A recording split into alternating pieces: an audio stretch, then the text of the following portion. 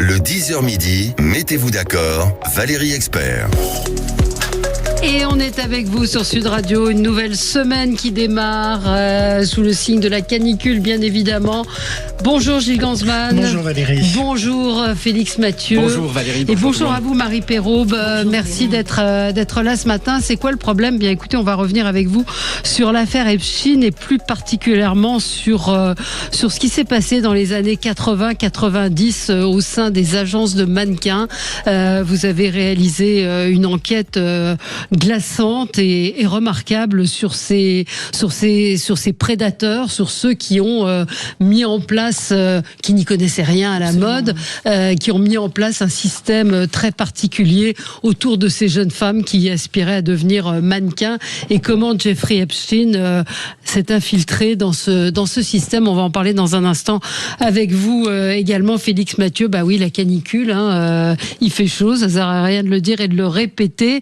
Néanmoins, c'est devenu un sujet politique, passe d'armes entre Jean-Luc Mélenchon et Marine Le Pen. C'est devenu effectivement également, on va le voir, Marine Tondelier qui est contre la clim. Bref, là mais aussi. Qui met du blanc sur ses le blanc de Meudon. 0826 300 300 et puis la loi sur la fin de vie qui revient à l'Assemblée nationale. Eh ben, en a-t-on assez parlé ? Est-ce que vous estimez qu'il y a eu suffisamment de débats ? On y reviendra avec vous. Gilles. Et moi, dans mon zapping, je vous parlerai d'une campagne choc qui sort aujourd'hui que le gouvernement met en place contre les narcotrafics. Alors, assez efficace de faire quelques affiches et de la publicité contre le narcotrafic avec des images chocs. Vous verrez ça à 10h30 et vous pouvez réagir au 0826 300 300. Et puis, puisque c'est la canicule, je vous proposerai une petite glace au bulot. Ça vous dit ? Pas du tout. C'est les nouveaux goûts de glace. Vous verrez, vous me direz. On verra avec ça. Nos débatteurs. Mais c'est fait par le successeur de Bertillon. Oui, ça change les choses. Il y a beaucoup de mélange. Oui. Bon, ce sera un peu plus léger.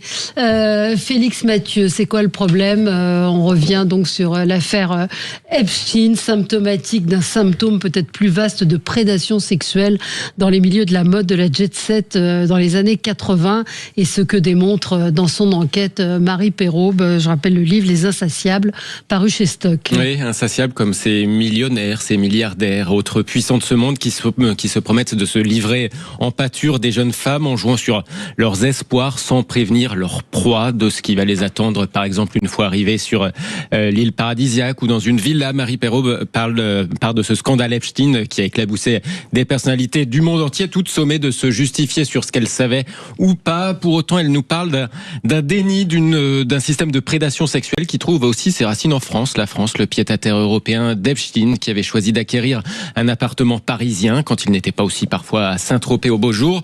Avec, derrière cette question, l'affaire Epstein aurait-elle été possible sans un terreau favorable à un certain milieu, disons de la jet set, de la mode des années 80-90, un système de prédation consistant notamment à profiter des espoirs de faire carrière des jeunes mannequins, parfois adolescentes, prédation masquée derrière une façade de glamour, de mœurs libérées, de podium, d'insolence. Entre les lignes, on comprend qu'Epstein a industrialisé, optimisé ensuite une culture du viol, une mentalité toxique qui existait déjà notamment dans ce milieu du mannequinat.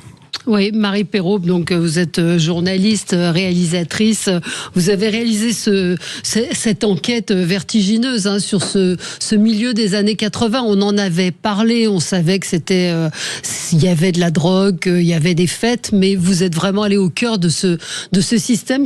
C'est l'affaire Epstein qui a été le point de départ pour vous ? Alors pas tout à fait. En fait, j'ai commencé à enquêter sur l'affaire Elite. Ouais. Je ne sais pas si vous vous souvenez, mais il y a 6-7 ans, il y avait eu déjà des plaintes de certaines mannequins contre le patron d'Élite. Et au départ, je trouvais que c'était extrêmement intéressant. J'avais envie de comprendre pourquoi il y avait eu une omerta, pourquoi finalement ces plaintes avaient été classées sans suite. On était déjà un petit peu dans un climat en France où on commençait à se poser des questions sur ces systèmes de prédation. Il y avait Omar Harfouche qui avait dénoncé dans une émission de Thierry Ardisson. Mais bien sûr, oui, ça fait partie aussi de ce que je démontre dans ce livre, qui est une omerta ça, j'ai appelé ça le bâillon, qui pendant des décennies a fait que la loi du silence s'est vraiment installée, et une chape de plomb a été mise sur toutes ces affaires et tout ce système sordide.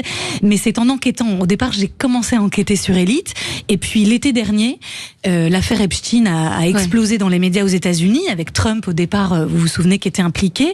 Et là, j'ai commencé à comprendre qu'en fait, ça faisait partie d'un système plus vaste, mais c'est dans l'autre sens. C'est-à-dire que je suis partie d'élite des années 80, 90, qui a façonné justement notre, même notre propre rapport à notre corps, au fantasme. Oui, c'est ça, c'est ce que vous expliquez, c'est que c'était des très jeunes femmes, qui étaient recrutées, à l'époque, donc par ces hommes qui se sont improvisés finalement casteurs ou. C'est ça qui est absolument ahurissant dans le livre. Mais ils n'étaient pas du tout, c'est tout à fait juste ce que vous dites. Ils n'étaient pas du tout des pros ni de la mode, ni du stylisme. Ils comprenaient même pas comment. Ils jugeaient comme du bétail en fait. Exactement. Et leur rencontre en général se fait en boîte de nuit avec Claude François pour l'un d'entre eux. Voilà, il y a tout un univers. Et puis avec l'évolution aussi de l'industrie de la mode qui se professionnalise, avec de plus en plus d'argent aussi généré par cette industrie, ils deviennent des patrons extrêmement puissants. Et là, une forme d'impunité totale, un halo un petit peu autour d'eux. Avec une omerta et un silence qui a duré très longtemps, puisque les jeunes femmes en question, même j'ai envie de dire jeunes filles pour certaines, n'osaient rien dire. Oui, alors c'est-à-dire qu'en fait, et c'est pour ça aussi qu'Epstein, des décennies plus tard, s'est infiltré et s'est glissé dans notre système, dans ce système français. C'est qu'en fait, le grooming, comme ils disent en anglais, c'est-à-dire le conditionnement, était opéré par l'industrie même de la mode. Parce que ces très jeunes filles, parfois on parle de petites filles, hein. Les apprentis mannequins, ça peut aller jusqu'à 12 ans. Ça commence à 12 ans. Donc on n'est pas sur des jeunes femmes de 19-20 ans. Il y en a, mais il y a aussi de très très jeunes filles, arrivent de partout dans le monde. En général, leurs parents, alors il y a une question aussi autour des parents, mais font confiance à ces agences et le conditionnement est déjà en place. C'est-à-dire qu'il y a un chantage au travail et il y a un silence qui s'instaure. C'est-à-dire que quand ces jeunes filles sont envoyées dans des dîners après les soirées de casting pour agrémenter des dîners de milliardaires ou de riches industriels, ça rejoint ce que vous disiez dans votre billet. Voilà, elles ne peuvent pas refuser. Surtout qu'il faut dire que dans les années 80-90, c'est l'époque des mannequins stars. C'est-à-dire que c'est ni les chanteurs, ni les acteurs. On voit dans la presse, on publie énormément de choses avec les mannequins et on passe de mannequin à top modèle. Et c'est ce phénomène-là aussi qui fait rêver de devenir top modèle. On les voit sur des yachts, on les voit avoir une vie de star. Et c'est vrai que les médias ont aussi une responsabilité à ayant montré ces top modèles. Est-ce que vous pensez qu'il y a eu aussi ce phénomène-là ? Alors tout à fait, je trouve c'est très intéressant ce que vous dites, c'est-à-dire que ces top modèles, elles sont montrées, exposées sur des yachts, mais ça va plus loin. C'est-à-dire qu'elles sont, moi je me souviens, j'étais toute jeune adolescente à cette époque, ma chambre était tapissée des posters de Naomi Campbell, Cindy Crawford, c'était cette époque-là. Ça rêvé, mais ça va plus loin. Evangelista qui a été la femme de Gérald Marie, patron d'élite. Absolument. Et en fait, elles incarnaient aussi une forme de liberté et de puissance féminine. C'est là où la perversité est poussée à son extrême. C'est ce que vous décrivez aussi en expliquant que c'est ce qui a changé aussi le rapport à la féminité, au corps. Et vous êtes allé rencontrer Gérald Marie, il a accepté de vous recevoir à Ibiza. Et comment vous l'avez ressenti ? Parce que lui, il vous dit, moi j'étais au courant de rien, j'ai rien fait. Or, on voit dans la deuxième partie du livre que c'est pas tout à fait la réalité. Il y a cette enquête aussi de la BBC dont on pourra dire un mot, dont certaines images ont par hasard, malencontreusement été perdu, mais qui témoigne d'un homme très violent, alors que lui, aujourd'hui, il a 75 ans, apparaît comme quelqu'un de très bon enfant. Quel sentiment vous avez eu, vous, en le voyant ? Alors, c'est vrai que sur cette enquête de la BBC que vous mentionniez, c'est très intéressant. Moi, j'ai pu ce documentaire, aujourd'hui, il est interdit, mais moi, j'ai pu le visionner. Pourquoi il est interdit ? Alors, il est interdit parce que, vous savez, il y a eu un accord signé entre Élite et la BBC à l'époque, au début des années 2000. Le documentaire était sorti en 99, partout en Europe, sauf en France. Et ça aussi c'est intéressant. Et quand l'agence Elite a porté plainte en diffamation contre la BBC, bon, c'est toute une histoire rocambolesque, avec notamment, vous parliez d'Omar Harfouch, qui est mis dans la boucle, qui lui dénonce parce qu'il était à cette époque patron d'Elite Ukraine. Il est menacé. Enfin voilà, il y a toutes sortes de personnages. On se rend compte aussi que ça prend des proportions quasiment de thriller, cette histoire. C'est-à-dire que la réalité est pire qu'une fiction, quoi. Mais qui finance Elite ? Qui est le grand maître derrière ? Alors c'est John Casablancas à l'époque. Au départ, départ. Et après le scandale de la BBC, il revend ses parts. Alors juste pour répondre sur Gérald Marie, donc il accepte de vous recevoir. C'est l'un des derniers survivants, puisque les autres sont morts, Jean-Luc Casablancas, Jean-Luc Brunel, etc. Donc il accepte de vous recevoir. Alors c'était une interview en visio. Ah d'accord, je croyais que vous étiez allé le voir. C'était une interview en visio, mais qui a duré longtemps, qui était on voyait sa maison, enfin c'était quand même assez il y avait le contexte, c'était très intéressant. Mais Gérald Marie, si vous voulez, c'est quelqu'un qui est extrêmement d'abord très sympathique, très ouvert et il n'avait jamais parlé. Donc je me suis posé la question de pourquoi est-ce qu'il acceptait. Faut toujours essayer de comprendre quand on enquête, quand on fait de l'investigation, pourquoi les gens vous disent oui. Je pense que à partir du moment où moi c'est pas tellement sorti dans la presse, mais où il apparaît dans les Epstein Files, je pense qu'il s'est dit, et son avocate qui est une très grande avocate, Céline Beckerman, s'est dit il vaut mieux désamorcer, il vaut mieux parler maintenant pour un livre avec quelqu'un en qui on a confiance, parce que ça pourrait sortir et devenir peut-être plus embêtant pour lui. Donc voilà, il fait comme si tout était absolument normal, circuler, il y a rien à voir. Et pourtant, je lui pose la question plusieurs fois et je lui tends presque des perches en lui disant mais peut-être que c'était une affaire de contexte, exactement, une autre époque. Peut-être que vous ne vous êtes pas rendu compte que il y avait aussi, parce que c'est aussi l'industrie de la mode crée cette zone grise. Il y avait aussi des jeunes femmes qui se disaient couchons pour réussir. Il y en avait aussi. Sûr. Ce qui n'empêche pas que beaucoup ont été victimes d'un système de prédation sexuelle et que le consentement pour le coup n'a pas du tout été respecté. Mais voilà, et non, pas du tout. Lui, ce qu'il dit, c'est que c'était une époque évidemment de liberté, festive, créatrice, festive. Mais il nie les viols. Il nie les viols. Il ne se souvient d'aucune des jeunes femmes qui ont porté plainte contre lui, sauf une, Carré Otis. Je ne sais pas si vous voyez. Qui était la femme de Mickey Rourke. Absolument. La femme de Mickey Rourke, qui a été l'égérie de Guess, qui posait dans ses jeans un petit peu moulants, qui est une des seules qui a fait vraiment réellement une carrière. Et il explique que c'était une relation tout à fait consentie. Et c'est vrai que moi j'ai beaucoup travaillé sur d'autres affaires de violences sexuelles et souvent c'est un discours qu'on retrouve. Que ce soit Nicolas Hulot, Tariq Ramadan, Patrick Bruel, Gérard Depardieu, il y a une forme de c'était consenti. Et quand on lui pose la question, parce que je lui ai demandé, je lui ai dit mais consenti peut-être, mais cette jeune fille a 17 ans, vous êtes son patron, elle vit chez vous, c'est ça. Vous avez un pouvoir en fait sur sa carrière. Donc l'équilibre des forces n'est pas vraiment tout à fait respecté. Non, il comprend pas. Il dit qu'elle avait l'air très heureuse, qu'elle n'a jamais manifesté le moindre, la moindre. Alors qu'il y a des témoignages, on va y revenir. Il y a des témoignages de jeunes femmes qui racontent une autre histoire. On va y revenir dans un instant et puis parler de Jeffrey Epstein, dont il dit qu'il ne l'a vu qu'une seule fois, mais lui a bien profité de ce système et de ceux qui gérait et qui tirait les ficelles de ces agences de mannequins. Tout de suite. Midi, mettez-vous d'accord, Valérie Expert. Et on est ensemble avec vous sur Sud Radio jusqu'à midi, et en compagnie de Marie Perrault, journaliste, réalisatrice. Vous publiez un livre remarquable, une enquête, Les Insatiables, chez Stock. J'en ai parlé dans le coup de cœur des libraires parce que en ce moment les livres se portent mal. Les gens achètent moins de livres et je me dis, vous avez passé un temps incroyable. Vous avez passé un temps, beaucoup de travail, une grosse enquête sur ces années et qui nous parle à nous, ces années 80, 90, où il y a eu un vrai déni, une vraie omerta sur la façon dont ces jeunes femmes ont été traitées.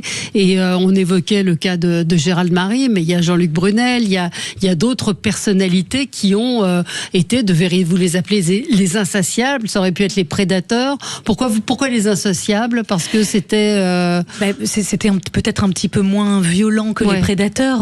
Vous le dites, le livre se porte mal, il faut quand même que les gens aient envie de l'acheter. C'est-à-dire que si on publie les salopards, il y a un peu de... Mais insatiable, c'est vraiment ça aussi, c'est-à-dire qu'ils ne sont jamais rassasiés de ces jeunes femmes, de ce système, de la coke et de la drogue, des fêtes. Alors c'était effectivement une autre époque, mais elles étaient accueillies, ces jeunes femmes, chez les patrons de ces agences. Elles étaient hébergées là, les parents ignoraient totalement. Puis il y avait des femmes qui étaient aussi les relais de ces combines, entre guillemets. C'est ce que j'ai découvert, c'est-à-dire que ça n'est pas que un système d'hommes. C'est-à-dire que il y a ces agents de mannequins qui ont pignon sur rue, Jean-Luc Brunel, Claude Haddad et Gérald Marie. Et puis après, on a parlé beaucoup de Daniel Siad récemment dans les... parce que c'était un scout, il était complètement dans le système. Donc il y a ces hommes très agressifs, hétérosexuels, etc. Mais il y a aussi, pour que le système fonctionne, j'ai découvert, et moi je traite les affaires criminelles depuis 25 ans, donc j'ai pu faire aussi des comparaisons avec d'autres systèmes. Il y a toujours des femmes qui sont là... pour rassurer.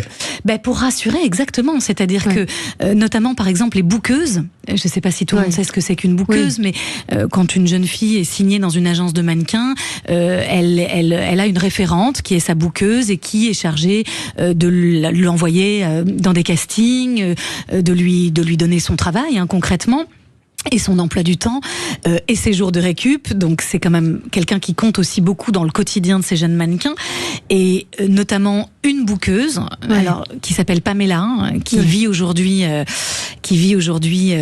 aux États-Unis, mais qui a complètement changé de vie, qui a refusé de nous répondre, mais qui je ne sais pas ce qu'elle peut, comment elle peut relire ce qu'elle a fait et toute cette époque. C'est quand même quelqu'un qui a une grosse responsabilité dans ce système de prédation qui a engendré toute cette souffrance.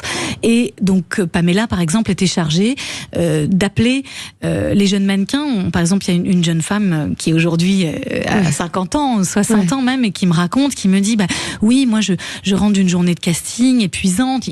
Il faut savoir qu'en fait, il y a très peu d'élus. Donc la plupart de ces jeunes filles gagnent très très mal leur vie. Elles sont logées soit chez les patrons, soit dans des appartements de mannequins un peu insalubres. Enfin, on est très loin du glamour quand même. Et donc cette fameuse Pamela passe un coup de fil en disant allô, il faut que tu sois dans un quart d'heure sur les Champs-Élysées, il y a un dîner avec telle ou telle personne. Et donc elle non seulement elle l'envoie concrètement dans la gueule du loup, mais c'est qu'elle valide quelque part cette anormalité. C'est-à-dire que pour la jeune fille, elle s'est dit ça fait partie du job, quoi. Ça fait partie du job. Et c'est très difficile du coup de dire non, je vais pas y aller, non, je suis fatiguée, ça fait pas partie pour moi du métier de mannequin, je ne vois pas pourquoi j'irais me trémousser devant des riches milliardaires, sachant que l'agence facture quand même ces jeunes filles pour ces soirées. Elles peuvent pas vraiment dire non, et ces femmes ont une grande responsabilité. Alors après, il s'agit pas de dire que c'est la faute des femmes, et probablement qu'elles-mêmes. Non, mais il y a eu ce relais qu'on voit très clairement apparaître. Et Epstein, il arrive comment dans cette parce que Gérald Marie nie, lui, il dit qu'il l'a vu une fois pour éventuellement un deal de racheter l'agence, etc. Mais il rentre tout à fait dans ce système-là du casting de jeunes femmes. Complètement. Jeffrey Epstein, ce qui est très intéressant, c'est que on le sait parce que les survivantes de ces esclaves sexuels qui ont survécu racontent qu'il avait besoin de 4 à 5 masseuses ou assistantes, c'était ses mots, par jour. Donc rapidement, pour Jeffrey Epstein, chasser dans les rues de Palm Springs, ça ne suffira pas. Et donc il a observé, parce que vous le disiez très bien, il fréquente tous les puissants, etc. Donc rapidement, il va dans des soirées avec Donald Trump, John Casablancas, donc il voit comment fonctionne l'industrie de la mode, et il se dit, un vivier extraordinaire. Ouais, exactement. Absolument. Et donc il observe, il voit que le conditionnement est déjà en place, que ces jeunes filles sont très vulnérables et prêtes à tout, mais c'est pas de leur faute. C'est-à-dire que le système les rend prêtes à tout. Et donc, il va commencer à se tourner vers tous les agents de mannequins pour essayer de faire du business avec eux. Jean-Luc Brunel, qui rencontre au début des années 90 par le biais de Ghislaine Maxwell. Parce que Ghislaine Maxwell, à l'époque, son père a un des grands magasins en France, et donc elle est à la tête de ce magasin, elle parle très bien français, et donc elle rencontre Jean-Luc Brunel, ils sont tous les deux très fêtards, très extravertis, et encore une fois, c'est pas anodin, c'est-à-dire que il y a aussi est mis dans la tête de ces jeunes filles que si elles sortent pas, si elles ne sont pas libérées, elles n'auront pas de carrière. Elles n'auront pas de carrière, et puis même ça va plus loin, elles sont ce sont des pauvres filles coincées. Vous voyez, il y a cette espèce de chantage qui fait partie de l'époque, pour le coup, et de cette libération. Donc, il se tourne vers Jean-Luc Brunel, avec qui il va faire du business. Il injecte $1 million dans l'agence MC2, et ils sont vraiment totalement fusionnels. Ils sont comme cul et chemise. Ils sont vraiment... Et alors, les policiers, parce que moi, j'ai eu accès à tout le dossier d'instruction de Brunel, de l'affaire Brunel, les policiers disent que c'était quand même Jeffrey Epstein qui avait l'ascendant sur Jean-Luc Brunel. Donc c'est quand même lui qui décide. Mais en tout cas, voilà, ils fonctionnent ensemble. John Casablancas n'a jamais fait de business avec Epstein. Ils se sont croisés dans des soirées, mais John Casablancas, c'est encore un petit peu différent. Mais là où il est intéressant, c'est qu'il est aussi à l'origine de cette hypersexualisation des jeunes filles. Des jeunes filles, exactement. Les choses ont un peu changé aujourd'hui. Je sais pas. Parce que vous dites que les grandes marques ont des chartes, etc. Mais on voit bien dans un ordre d'idées différent qu'on dit que les mannequins anorexiques ne doivent plus défiler. Or, elles défilent toujours. Donc, c'est un milieu quand même... Je pense qu'il y a tellement d'argent. Tellement d'argent. Encore plus que dans le cinéma. On parle vraiment de sommes... Enfin voilà, plus élevé que certains PIB de pays africains. Enfin, je veux dire, c'est vraiment des... Et je pense que cet argent a aussi acheté le silence. Mais ce qui est intéressant chez John Casablancas, c'est que lui, à la fin des années 60, donc il est à Paris, il sort beaucoup, il joue beaucoup au casino, il est très très beau, très élégant. C'est vraiment, il a une carrure d'acteur italien des années 50. Avec un charisme, paraît-il, incroyable. Incroyable. Il est quand même en couple avec Stéphanie Seymour, qui a 14 ans. Donc tout le monde trouve que tout est normal. À l'époque, c'est normal. Il n'y a aucun problème. Les parents de Stéphanie Seymour sont ravis. C'est ça. Donc c'est aussi toute cette époque. Et John Casablancas va avoir une idée de génie. Lui, c'est pas du tout un styliste, il connaît rien à la mode, mais c'est un businessman hors pair. Il a fait d'ailleurs des études de marketing. Et dans les années 60, début 70, la mode, c'est encore des jeunes filles de bonne famille avec des petits cols Claudine qui sont un peu mannequins cabine. Tout ça est très sage. Hélène Ford et l'agence Ford aux États-Unis. Faut vraiment lire le livre parce que vous racontez effectivement Hélène Ford qui a été la première à avoir une grande agence de mannequins. La rivalité qu'il y a, c'est presque un polar. Hein. C'est complètement polar. Et John Casablancas se dit, pour faire du business, il va falloir hypersexualiser ces jeunes filles. C'est ça ce qui fera vendre. Et c'est sa stratégie. Et c'est comme ça qu'il y est arrivé à changer effectivement les choses. C'est vraiment une enquête remarquable. Il y a tout le chapitre sur le chapitre sur l'enquête de la BBC où le journaliste est en immersion, en infiltration, jusqu'à devenir ami avec Gérald Marie, avec une autre journaliste qui, elle, est mannequin, jusqu'à quasiment se faire violer par Gérald Marie. C'est vertigineux, franchement. Vous êtes journaliste à Ligne Rouge pour BFM. Pourquoi vous en faites pas un documentaire Alors, je suis partie de Ligne Rouge. J'ai été pendant des années là-bas. Pourquoi vous en faites pas un film ou un documentaire? Il y a des propositions. De l'adapter. Oui, de l'adapter ou de développer, évidemment. Non, mais c'est sûr que c'est un... Après, ça pourrait donner une série aussi. Après, une fiction. Après, en image, il y a des choses qu'on vous a peut-être dit en off. Après, paraître à la caméra, c'est peut-être plus compliqué. Oui, mais c'est quand même. Il y a aussi toute cette. Il y a toute une narration à raconter. Non, mais ça peut être une fiction. Oui, ça peut être une fiction, absolument. Merci beaucoup, Marie Perrault. Donc, Les Insatiables, c'est paru chez Stock. Et franchement, si l'affaire Epstein vous intéresse, si ce milieu des années 80, ce déni hallucinant qu'il y a pu y avoir, et qui, à mon avis, perdure quand même d'une certaine manière, vous intéresse, c'est absolument incontournable. Merci à vous. On se retrouve, nous, dans un instant pour commenter l'actualité. À tout de suite. 10h midi, mettez-vous d'accord. Sud Radio, le 10h midi, mettez-vous d'accord. Valérie Expert. Canicule, évidemment. Et animaux.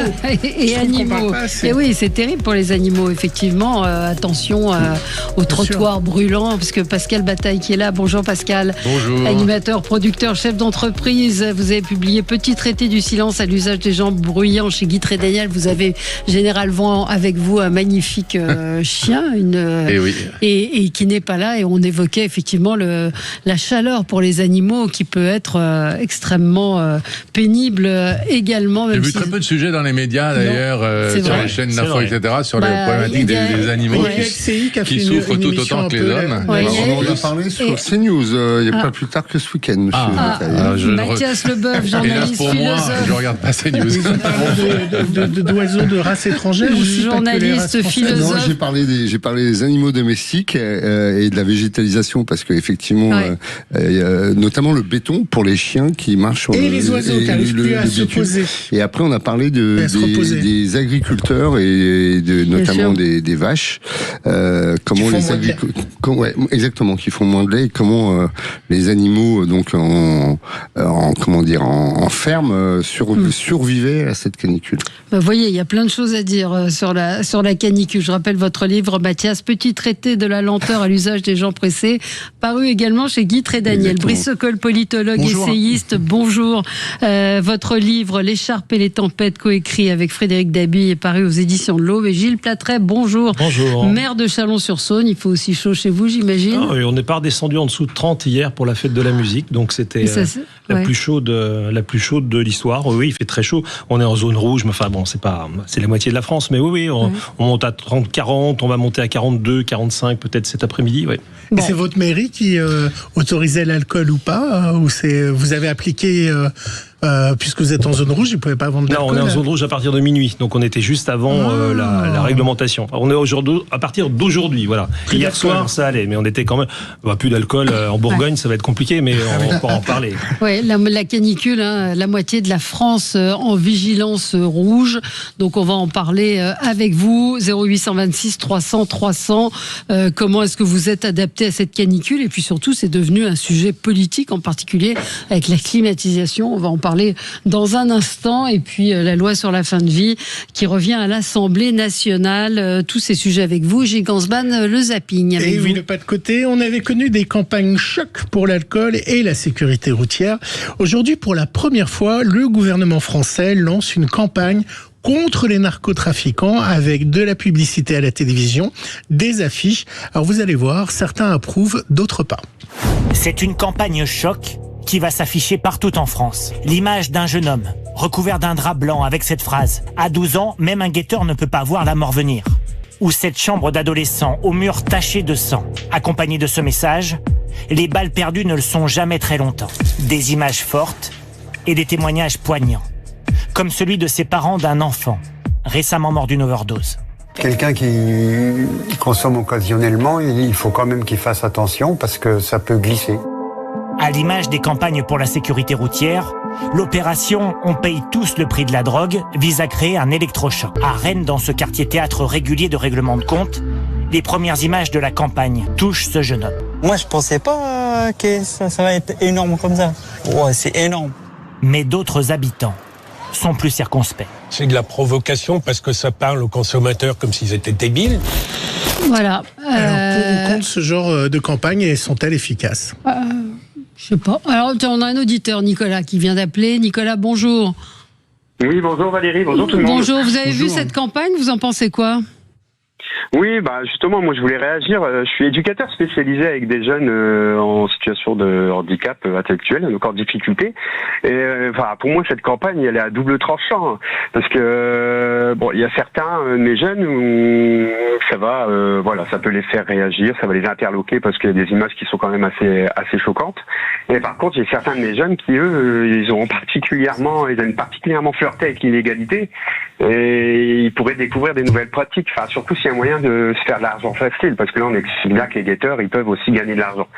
Donc, pour moi, on va dire que c'est assez à double tranchant, quoi. Ça peut être bien, comme ça peut être, ça peut susciter de la curiosité. Ouais. On va créer des vocations, je pense qu'ils sont tous très informés, mais je sais pas, ça a fait polémique cette campagne? Elle n'est pas encore lancée, elle vient d'être lancée. C'est un sujet sur France 2, elle est lancée toute cette semaine. Oui. Mathias. Excusez-moi d'être en avance. Gilles demandait est-ce que ça va être efficace. En fait, comme toute campagne de com, il faut se demander quelle est la cible et à quoi elle peut servir. Et moi, je dois dire que je suis assez sceptique parce que j'ai du mal. J'imagine que la cible sont les potentiels consommateurs et notamment les plus jeunes. Et j'ai du mal à croire que une campagne de com puisse dissuader d'aller, consommer quelle que soit la nature du produit. Non, mais ça s'adresse aussi un peu entre guillemets aux bourgeois ou les gens aisés qui ne se rendent pas compte des conséquences de leur achat de drogue. C'était ce qui est dit parce qu'évidemment, je prends 30 secondes. Dans l'autre partie du sujet, c'est qu'à un moment, lorsque vous achetez de la drogue sans le savoir en banlieue ou autre, derrière il y a des conséquences et des gens qui meurent. Sans le savoir. Non, vous ne le savez pas. C'est qu'on en a déjà pris beaucoup. Alors. Quand vous achetez de la drogue, quand vous achetez de la drogue, sans le savoir, il y a des conséquences. Bien sûr. Oui, ça je comprends, mais moi je suis toujours, surtout sur les sujets comme ça, je suis toujours sceptique sur les campagnes de com, et je pense que la politique se rabat un peu facilement sur la com quand justement il n'y a plus de politique. Donc on fait de la com pour dire regardez, on a fait quelque chose, et on a l'impression que à ce compte-là, on a déjà agi, et je pense que il y avait déjà eu une campagne l'année dernière, tu consommes, tu cautionnes. Bon, Brice. Oui, moi je partage ton avis, c'est-à-dire que en fait on substitue la politique à la communication. Moi, je suis pas persuadé que stigmatiser les gens qui consomment de la drogue soit efficace, que ce soit nécessaire. Je me pose aussi la question. Je pense que le vrai sujet, c'est les politiques publiques qui sont mises en œuvre depuis des années pour lutter contre le narcotrafic. Je pense que le sujet, il est là. Il n'est pas dans les campagnes de communication. On ne peut pas substituer la communication à la politique. Ça, c'est pas possible. François nous dit les jeunes ne regardent pas la télé. Et Steph dit ça a coûté combien encore cette campagne inutile. Vous voyez les effets des campagnes anti-tabac. C'est vrai que ça coûte de l'argent. Bien sûr, et chaque euro qui est dépensé dans cette campagne, encore une fois, qui permet aux politiques de dire on s'en préoccupe, mais sans rien faire en réalité, pourrait être, je pense, très utilement placé et dépensé dans la réelle lutte contre le narcotrafic et contre toutes les problématiques effectivement qui se situent dans nos quartiers au quotidien, dans aussi la possibilité pour n'importe lequel d'entre nous aujourd'hui de se procurer de la drogue d'un simple clic sur Internet. Enfin, voilà, on voit, moi, mes amis fumeurs, je les vois enchaîner leurs cigarettes avec un paquet qui montre des choses abominables, et j'ai pas le sentiment que ça les dissuade d'une seule seconde de continuer de fumer. Donc, non, c'est totalement inutile et stérile, me semble-t-il. Pour faire la différence entre la communication et la politique publique, il faut savoir qui est la cible. Si la campagne est destinée au grand public, c'est de la com. C'est au grand public. Donc, c'est de la com.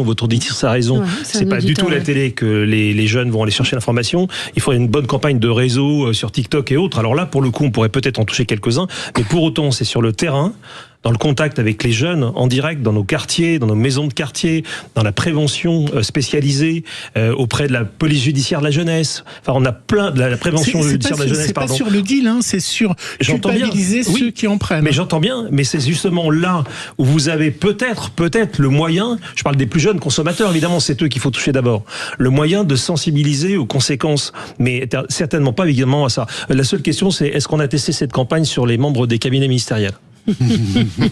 Non, on leur fait des tests non, puisque on les teste, donc on a renoncé. Après la campagne, j'ai vu un petit extrait, effectivement, je vois en regardant sur le net, il y a des parents qui témoignent. Oui, vous l'aviez dans le son. Oui. Peut-être que ça peut avoir... Qui ont perdu leur enfant à cause de la drogue, vous aviez un extrait, et il y aura à la télévision... Mais à condition, dans ce cas-là, qu'on aille dans les quartiers, sur le terrain, avec ça, mais pas à la télé. Mathias, un mot. Après, ça dépend aussi de l'ampleur de la campagne. S'il y a un vrai plan de com national long qui va se déplier, ça peut être intéressant, mais là, comme ça, tel que c'est présenté, cette campagne de com paraît un peu dérisoire par rapport à l'ampleur et par rapport à l'ampleur de la consommation.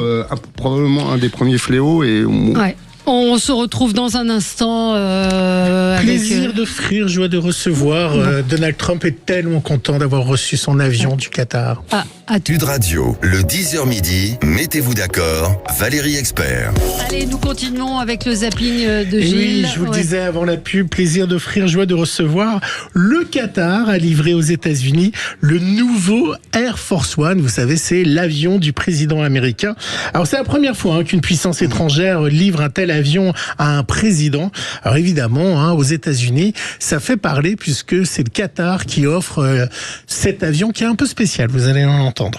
Hier, le nouvel Air Force One lui a été livré. Donald Trump est ravi. Cet avion a été transformé en Maison Blanche volante, avec un niveau de luxe jamais vu auparavant. Voici quelques photos de l'intérieur de l'avion, ou plutôt d'un modèle équivalent. Ce Boeing 747, offert par la famille royale qatari personnellement à Donald Trump, est évalué à plusieurs centaines de millions de dollars. Un cadeau avec un prix caché, car pour pouvoir transporter le président, l'avion a dû être totalement mis aux normes de sécurité américaines, blindage, brouillage électronique et système de communication ultra sécurisé. Trump, il a pris un palace volant, il a fallu le démonter pièce par pièce et ensuite installer tous ces systèmes de sécurité. Donc au final, même si c'est un cadeau, c'est presque un cadeau empoisonné parce que le coût pour le contribuable américain, c'est 400 millions de dollars pour transformer ce palace en Air Force One. On est dans quelque chose de fou. Donc il a reçu l'avion, ils ont démonté l'avion pour vérifier que le Qatar n'avait pas mis de micro, de caméra et autres, et ils ont mis évidemment tout le système de sécurité pour un tel avion, et donc ils ont après remonté l'avion, et tout ça, ça coûte 400 millions de dollars. Le Premier ministre du Qatar dit je vois ce présent comme quelque chose de normal entre alliés, je ne vois pas pourquoi les gens y verraient un pot de vin alors qu'ils sont en train de... Bon, je sais pas, ça vous inspire quoi ? Au-delà de... Ça m'inspire que je pense la même chose qu'à chacun d'entre nous autour de la table, mais au-delà de ça, je crois qu'il y a quelque chose de spectaculairement incroyable et indécent à l'enrichissement personnel auquel est en train de se livrer Trump et sa famille pendant le mandat présidentiel, et il y a quelque chose d'ahurissant au fait que une démocratie comme la démocratie américaine laisse faire ça. Quand on voit la déontologie qui règne par exemple dans les démocraties scandinaves, on en est loin, même en France on en est très loin, mais comment on peut admettre ça, et que la politique internationale avec les conséquences qu'on sait, que je vais pas énumérer ici, tout le monde les connaît, de Trump est quand même guidé par son enrichissement personnel et celui de ses proches. C'est absolument hallucinant qu'on tolère ça au niveau mais il y a on tolère beaucoup de choses, hein. Oui. Non, mais je suis d'accord, moi, 100% d'accord. Ça pose une question qui est à la fois éthique et constitutionnelle. Je veux dire, est-ce qu'il est légitime qu'un chef d'État reçoive un cadeau d'une nation à titre personnel ? Parce que c'est ça le sujet. Vous vous souvenez toute la polémique en France qu'il y a eu autour des cadeaux de François Mitterrand, puis les cadeaux donnés à Nicolas Sarkozy. Mitterrand en a fait un musée, je crois, où on retrouve tous les cadeaux des chefs d'État. À Château-Chinon. À Château-Chinon. Et les diamants de Giscard aussi, d'ailleurs. Donc ça pose une question éthique et constitutionnelle, et puis ça montre une image, si vous voulez, de cette trumpisation de la géopolitique internationale qui est quand même assez paupérisante. Voilà. Et ce que vous disiez juste, c'est qu'on peut pas, si vous voulez, réduire la géopolitique et la politique internationale uniquement à des sujets marchands. Mais pourtant, c'est ça. Pour moi, c'est le symbole, de la marchandisation de la géopolitique et des relations internationales. C'est très juste. Et c'est sur quoi on doit absolument lutter et se différencier. Mais est-ce que la réception à Versailles, pardon d'être un peu rabat-joie, ne rentre pas dans ce cadre-là Oui, on va dire c'est de la diplomatie, tout ce que vous voulez, mais on a fait ça pour flatter, même s'il n'y a pas eu d'échange d'argent, pour flatter Donald Trump et l'amadouer. On parlait d'éthique, mais ça fait longtemps que Trump a remplacé l'éthique par le TOC, quoi. C'est vraiment. Moi, je dois dire que je suis un peu lassé de voir qu'on est pris en permanence en otage par l'ego de ce type qui est un ego tout puissant et pareil, Versailles, la vidéo qu'il a postée sur la visite à Versailles qui est ridicule. Ouais. Là, c'est la même chose qu'avec cet avion. Où en gros la seule chose qu'il a à dire c'est il y a un niveau de luxe qui n'a jamais été atteint et ça revient à communiquer en permanence regardez comme je suis beau, regardez comme je suis puissant, regardez comme je me vautre dans le luxe en permanence et c'est fou d'être pris en otage de l'ego tout puissant de ce type, quoi. Oui, mais il n'y a pas trop de révolte aux États-Unis. Vous voyez pas de défilé. C'est ce qu'a évoqué Pascal. Vous voyez pas des gens dans la rue. C'est aussi une sorte de mentalité. La tétanie de la démocratie américaine est quand même. Moi, je dirais pas que c'est une tétanie parce que je pense qu'il y a quand même un rapport à l'argent aux États-Unis qui est complètement différent de chez nous. Alors je dis pas que j'approuve du tout, loin de là. Non, parce que je regarde aussi ça avec, vous savez, comme maire et comme élu, quel qu'on soit. La haute autorité, la transparence de la vie publique nous impose de déclarer tout présent qui nous aurait été fait au-delà de 150 €. Voilà, ce qui est bien. Parce qu'on n'a pas à recevoir non plus des cadeaux prestigieux qui pourraient influencer. Pourquoi c'est fait ? Parce qu'on considère que c'est une façon d'acheter l'impartialité des gens. Et voilà, c'est l'autre mot qu'on peut y donner. Là, c'est quand même exactement ça. Enfin, je crois que c'est vraiment, on dit bien entre alliés. Donc en fait, on veut maintenir une alliance, mais ce qui est le dévoiement, c'est que c'est pas une alliance entre pays, c'est que ça passe par la toute-puissance d'un seul homme, homme. Mais encore une fois, les États-Unis considèrent que la richesse est le signe que Dieu vous a choisi pour être parmi les meilleurs. Donc il y a une théorie qui n'est pas du tout la nôtre et qui est assez incompréhensible. Mais je pense qu'il faut qu'on reste sur nos principes parce que derrière tout ça, c'est vrai, on ne peut pas donner uniquement le pouvoir à ceux qui ont le plus d'argent et on ne peut pas surtout manipuler le pouvoir parce qu'on a de l'argent à des fins personnelles. Là, c'est tout simplement impossible. Oui. Et ça pose une autre question un peu plus large, je me permets. Vous savez, ces pays du Golfe, je pense à l'Arabie Saoudite, je pense au Qatar, qui initie depuis maintenant une vingtaine d'années ce qu'on appelle la diplomatie par le sport, la diplomatie culturelle, pour faire passer des valeurs. Je pense au Paris Saint-Germain, je pense au rachat de clubs de football, je pense au rachat d'immobilier dans les principales villes européennes, etc. Ça pose quand même un sujet pour nous de souveraineté, d'indépendance. Et ça, il faut poser la question jusqu'au bout. C'est-à-dire que jusqu'à quel point ces diplomaties-là, par le sport, par la culture, le soft power, ce qu'on appelle le soft power, a des conséquences sur notre propre société. Bien sûr. Et je pense que la question mérite d'être posée. Bien sûr, vous avez raison. Gilles, un sujet très rapide. Canicule oblige. Qu'est-ce qu'on fait ? On mange des glaces. Mais vous allez voir que le successeur, il est de la même famille que Bertillon, a décidé de faire des goûts originaux. Je vous propose une glace au bulot. Lionel Chauvin, c'est un peu le savant fou de la crème glacée. Aujourd'hui, on va vous faire une glace avec de la cancoyote à l'ail. Cancoyote, mais aussi saucisson, truffade ou encore bulot. Dans cet atelier, le petit-fils du célèbre glacier Raymond Bertillon ne se refuse rien, même les folies les plus extrêmes. L'été dernier, j'ai fait une glace au sandwich italien en bœuf. Et j'ai jeté les morceaux de bœuf cuits directement dedans, en fait. J'ai jeté la roquette, les aubergines, les cornichons, le pain que j'avais fait griller. Gustativement, c'était un ovni. Au niveau de la texture, un peu compliqué. Une liberté totale et des goûts parfois clivants. Pourtant, les clients réclament ces saveurs originales. Mon mari très original. Et du coup, on choisit un juste milieu parce qu'on est une petite fille, donc pour qu'elle puisse aussi goûter des glaces. Peut-être pas en dessert, mais peut-être en accompagnement d'une entrée ou de quelque chose comme ça. Je pense que ça peut être hyper sympa. Alors, on avait connu la glace au camembert, je sais pas, à une époque, Valérie.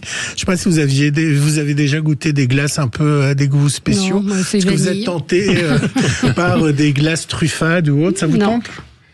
Dans votre hôtel, vous voulez pas servir moi, des glaces au bulot? Personnellement, je n'irai pas, mais rien ne me choque en termes de gastronomie. Je trouve ça intéressant de tester ça. Effectivement, ça doit être très particulier, mais pourquoi pas? Enfin, ce ne sont que finalement des saveurs qu'on connaît, qu'ils proposent de servir glacées. Ouais, c'est un peu la mode, comme les chips. Voilà. On retrouve. Donc, why not? Bon, bah, voilà, c'était un petit clin d'œil de glace pour la canicule. Si c'est pour se prendre une boule de glace au bulot, sur les quais chez Bertillon, non.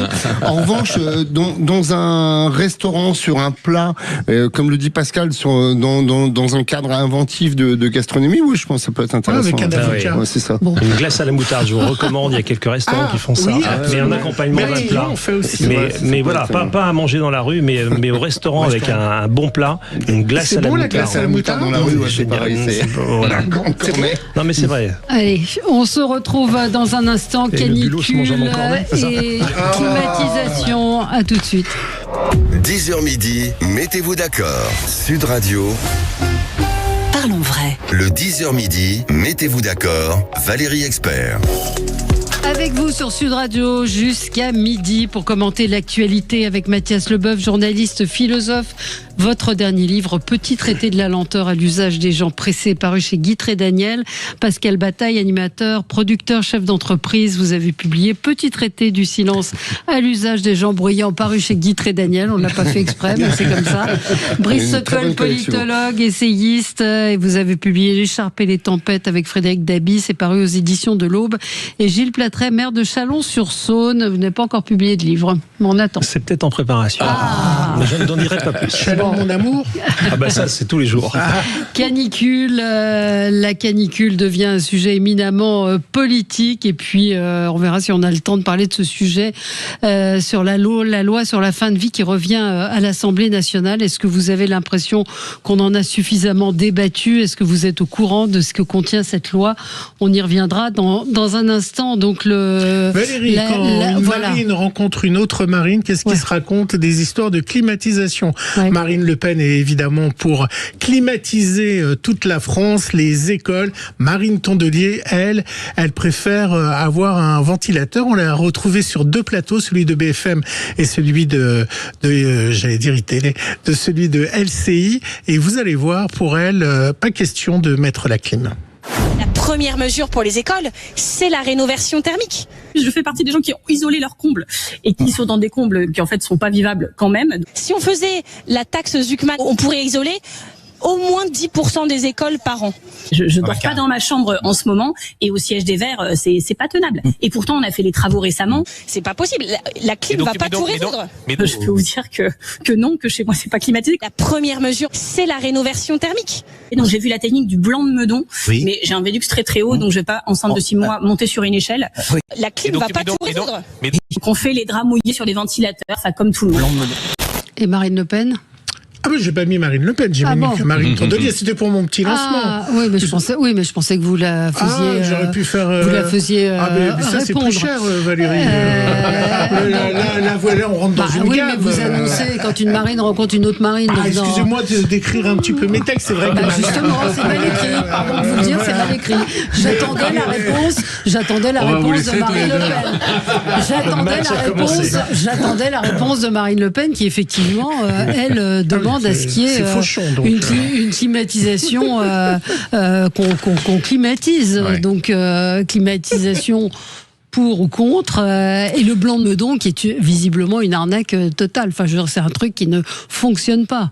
Moi, je suis plutôt team Tondelier, pour tout vous dire, parce que ça vous surprendra pas.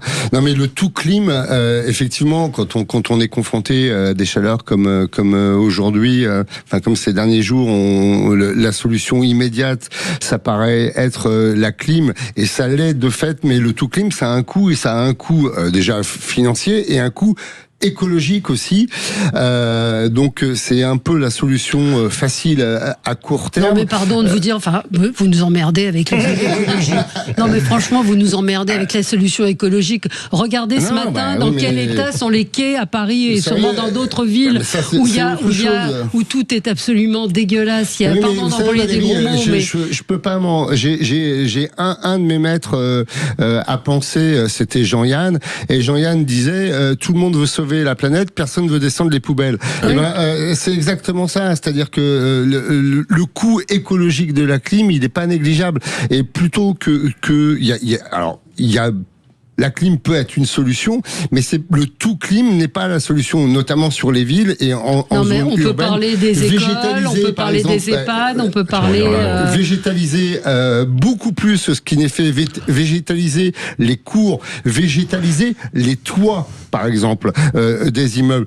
Moi, j'habite dans une ville où une des écoles primaires et maternelles est une école qui a été construite il y a 4 ans et les murs sont en torchis, par exemple, et c'est incroyable parce qu'en termes de chaleur, il fait plutôt bon à l'intérieur de l'école. On a 20 ans de retard. Là, on fait quoi aujourd'hui pour les gens qui sont dans des hôpitaux? Je pense à Nantes, cet hôpital ultra moderne qui est composé uniquement de vitres et où ce tunnel, on a vu des soignants témoigner, où il fait 40 degrés. Enfin, c'est pas possible. Non, mais vous avez raison. On a juste 20 ou 30 ans de retard. On a 20 ans de retard. Vous avez raison. Et surtout, on paye l'absence de vision politique et de développement planifié d'une transition écologique qui pourrait être une transition sereine. Moi, je suis d'accord avec vous. L'écologie ne progressera que quand elle ne sera plus une écologie punitive. Et il y en a ras-le-bol de l'écologie punitive à culpabiliser les gens. N'enlevez pas le climatiseur. Non, mais je l'enlève pas. Mais je l'enlève pas, mais je rappelle que dire que le tout clim, c'est pas forcément la solution à long terme et que ça a aussi un coût écologique que les générations futures paieront, ça me paraît important de le rappeler. Mais est-ce que vous pensiez qu'il ferait 43 degrés en 2026 ? Non, je le pensais pas, mais il faut. Et donc à un moment, on va dire.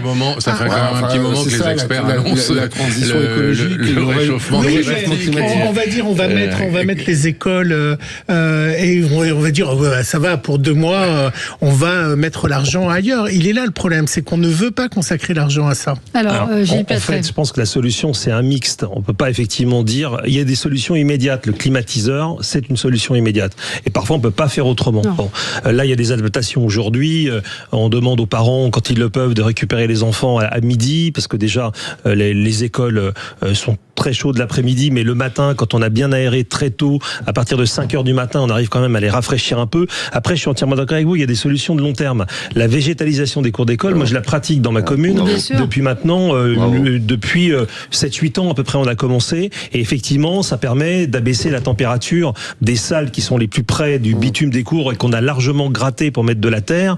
On baisse de facilement 2-3 degrés. Ça peut faire la différence sur une fin d'année scolaire. Après, on est sur un épisode là qui est très dur quand même, faut pas l'oublier.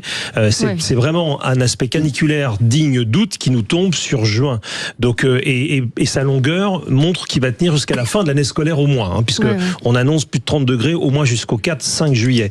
Donc là, il y a des solutions immédiates à avoir. Mais je suis entièrement d'accord, quand on prend le temps, et il faut le faire à partir de la rentrée prochaine, les mairies doivent investir là-dedans, mais beaucoup l'ont déjà fait. Des matériaux nobles quand on construit en neuf, mais on a aussi beaucoup de patrimoine scolaire qui est ancien, donc celui-ci, il faut l'adapter. La végétalisation des cours d'école, ça en fait partie. Et quand on peut créer quelques espaces rafraîchis à l'intérieur, je dis rafraîchis à l'intérieur de l'école, alors oui, c'est bien parce qu'on c'est des solutions de repli pour les pièces les plus chaudes qu'on peut déménager ici. Alors, je vous donne la parole dans un instant, Brice Sokol. On a Joseph qui voulait réagir. Bonjour Joseph. Bonjour Valérie, bonjour à tous les auditeurs. Bonjour. Je suis ravi d'être avec vous. J'adore votre radio. Bon, voilà. Vous nous appelez d'où, Joseph? Moi, je suis. Philippe le sait. Moi, j'habite à Nîmes. Ah, d'accord. La ville la plus chaude de France. J'ai une anecdote avant de commencer. J'ai un ami qui habite à Paris et il a dit à sa retraite, c'est pas vieux. Je veux déménager, je veux aller habiter à la région la plus chaude. Il a tapé, la première c'était Nîmes, donc maintenant il habite à Nîmes. Voilà. Il est servi. Là, il se plaint. Oui, alors moi je voulais réagir, sans parler de partis politiques, enfin du moins les nommer. Moi, je vois avec mon petit collectif que j'ai voulu faire plaisir à certains établissements scolaires, en l'occurrence chez les plus petits. Alors voilà, on vous met à disposition un laps de temps, les climatiseurs sur roulette, ainsi de suite. Donc là, l'école, bon, on sait qu'elle appartient à l'État, mais il nous faut en référer au directeur. Le directeur de l'établissement vous dit oui, il est des bonnes, mais il faut en référer à la mairie. Enfin bref, ça veut dire quoi? Ça veut dire que vous allez à la mairie, on vous demande de faire un email, mais le temps que le maire ou le conseil municipal, après débat, est-ce qu'on n'accepte pas, selon malheureusement l'étiquette du parti politique qui est en place en mairie, c'est du non catégorique. C'est-à-dire que vous ne pouvez pas, et je crois que ça a été le cas à Bougival, en région parisienne, de parents qui ont voulu prêter des climatiseurs, des ventilateurs, et on leur a dit que c'était pas aux normes. Donc c'est ce qui s'est passé pour vous. Alors moi, on m'a jamais dit que c'était pas aux normes. Ça a été catégorique. C'est non, c'est non, parce que eux, ils ont fait des arrêtés. Là, je crois que là, à l'heure où on parle, il y a 856 ou 59 établissements scolaires qui sont fermés. Ils en avaient annoncé 1800, si mes comptes sont bons. Voilà. Donc ceux qui ont joué le jeu, c'est-à-dire ceux qui restent ouverts, c'est peut-être que eux ont eu la possibilité d'avoir des climatiseurs ou je sais pas, peut trouver des solutions. Mais les autres, voilà. Alors est-ce que les autres, les 800 et quelques, est-ce que c'est parce que ils sont pas favorables à ce que des climatiseurs soient mis dans les classes parce que soi-disant que ça pollue, soi-disant ça réchauffe la planète, parce que bon, c'est un extracteur quand même, hein, ça sort du chaud. Mais bon, quand on voit en Amérique 95% de la populace est équipée, en Italie, il y en a 50 et quelques pourcents. Nous on est, excusez-moi Valérie, on est à la ramasse, on est 24% en France. Ouais, c'est ça. Vous avez donné le chiffre effectivement qu'on aurait dû donner. On est très très en dessous des autres pays. Merci d'avoir appelé, Joseph. Merci de ce témoignage. Brice Sokol. Oui, moi ce qui m'interpelle toujours, c'est sur un débat de bon sens. On en fait un débat idéologique. Bah, bien sûr, c'est ça. C'est la France. En France, on ne peut pas traiter de manière pragmatique et concrète les sujets. Vouloir protéger en mettant de la climatisation les gens qui sont dans les EHPAD, les gens qui sont dans les hôpitaux, les gens qui sont dans les écoles, c'est-à-dire les plus vulnérables, en quoi c'est choquant? Et les gens qui vivent dans les HLM. Bien sûr. Voilà. En quoi c'est choquant? C'est-à-dire que les pauvres, eux, n'ont pas le droit d'être climatisés. Donc, c'est ça la réponse qu'on doit donner. Non, mais la vraie question, vous savez combien il y a de réseaux de chaleur en France? Il y a plus de 1000 réseaux de chaleur. Vous savez combien il y a de réseaux de froid en France? 35. C'est-à-dire qu'on n'a pas anticipé ces 10 dernières années le développement des réseaux de froid. C'est très simple, un réseau de froid, un réseau de chaleur, on peut faire les deux sur un même réseau. Enfin, vous le savez, monsieur le maire. Mais personne n'a anticipé. Emmanuel Macron disait, c'était en 2003, il avait annoncé la rénovation de plus de 40 000 établissements scolaires dans les 10 ans. 2003. Vous savez combien il y en a eu l'année dernière de rénovés? Il y en a eu une centaine d'écoles. Pas plus. Et là, je vois bien ce qui va se passer. C'est-à-dire que l'État n'a rien mis, le fonds vert, pas mis d'argent. Réduit le fonds vert et dit aux collectivités. On le fait avec nos propres collectivités. C'est à vous de le faire. Bien sûr, c'est pas à nous. Et le sujet, ça va être un débat entre l'État et les collectivités locales pour les collèges, les lycées et les communes pour les écoles primaires et maternelles. Oui. Peut-être Gilles Platret répondre à ce que disait Joseph, notre Alors après, notre je connais pas le collectif là, mais c'est vrai que si il y a une volonté citoyenne de fournir du matériel gratuitement aux collectivités, je trouve que la mairie a tort de refuser. Après, je connais pas le détail, je veux pas non plus donner tort ou raison à qui que ce soit. On essaie, nous en tout cas, même si on peut pas climatiser toutes les salles de classe, mais d'avoir quand même quelques salles de classe climatisées. Encore une fois, parce que avec l'éducation nationale, c'est très important de rappeler, il avait raison, il y a un jeu de ping-pong, mais il faut quand même que tout le monde soit d'accord. Quand vous touchez à une école, vous touchez aux propriétaires, c'est-à-dire la commune pour les écoles maternelles et les écoles élémentaires, et à l'éducation nationale, c'est-à-dire à l'État pour les enseignements et les enseignants. Donc ça veut dire qu'à un moment donné, il faut que tout le monde soit sur la même ligne. Nous, la solution qu'on a adoptée à partir d'aujourd'hui, les écoles sont ouvertes toute la journée, mais nous recommandons aux parents, nous recommandons chaudement aux parents de reprendre les enfants à midi, mais les parents qui ne peuvent pas, parce que certains travaillent tous les deux, les enfants peuvent rester, et comme on a climatisé un certain nombre de pièces, on les rabat dans les pièces climatisées. Donc tout le monde arrive à peu près à s'en sortir, mais par des solutions de bon sens. Donc c'est un peu dommage quand une association veut fournir. Oui, mais on est obligé face à l'urgence de toute façon. Mais sur le long terme, on est bien d'accord que c'est d'abord une politique bâtimentaire. Mais dites-vous bien une chose, l'État ne donne plus d'argent pour ça. Alors on va continuer d'en parler. 0826 300 300. Appelez-nous pour témoigner, pour nous dire comment ça se passe pour vous. Est-ce que vous êtes obligé de garder vos enfants à la maison? Est-ce que vous avez essayé de vous équiper de clim? À tout de suite sur Sud Radio. Sud Radio, le 10h midi, mettez-vous d'accord, Valérie Expert. Allez, on est de retour. Alors, on parle de la canicule, mais Pascal Bataille, c'est vrai qu'il y a d'autres sujets dans l'actualité plus importants. Mais là, c'est pour ça que moi, je l'ai pris sur l'angle politique, sur l'impréparation. Oui, pardon, ce que disent. Une auditrice me dit, quand on voit que les boîtes aux lettres dans les HLM ne sont même pas réparées, alors budgéter des isolations par les murs en extérieur, faut pas rêver. C'est exactement. Déjà, merci de le prendre. Effectivement, ce sujet aujourd'hui, quand vous nous avez annoncé ce matin qu'on avait parlé de la canicule, je vous avoue humblement que j'ai eu une sorte de soupir rafraîchissant, mais effectivement, les intervenants autour de cette table ont apporté effectivement des choses plutôt beaucoup plus intéressantes que ce qui s'est dit sur les chaînes d'infos en long, en large et en travers pendant les 5 derniers jours, et qui est d'un niveau assez catastrophique. Oui. Mais effectivement, si on essaie de prendre le sujet un peu de biais, les solutions à court terme, on les connaît. Brice parlait tout simplement du bon sens. On n'a pas besoin d'un expert à la télévision qui nous explique qu'il faut sortir aux heures les plus fraîches quand on est âgé, ou se boire de l'eau et prendre une douche fraîche de temps en temps.